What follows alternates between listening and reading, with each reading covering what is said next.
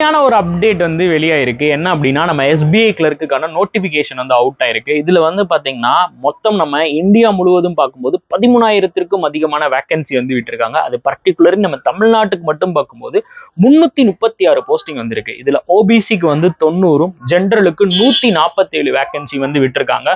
நீங்க என்ன சொல்ல வரேன் அப்படின்னா, மற்ற ஸ்டேட்டுக்குலாம் நிறைய வந்திருக்கு சார், நம்ம ஸ்டேட்டுக்கு வந்து கம்மியா வந்திருக்கு அப்படின்னு நீங்க வந்து ஃபீல் பண்ணாதீங்க.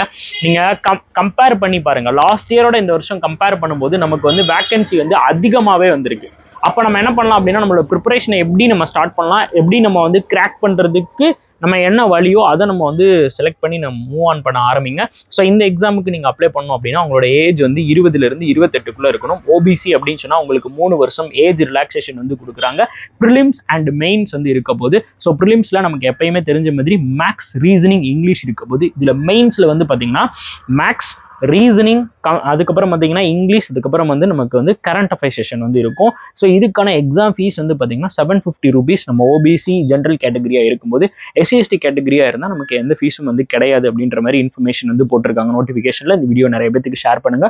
வேற டவுட்ஸ் அண்ட் கொரிஸ் இருந்தால் கமெண்ட் பாக்ஸ்ல வந்து லீவ் பண்ணி விடுங்க. தேங்க்யூ.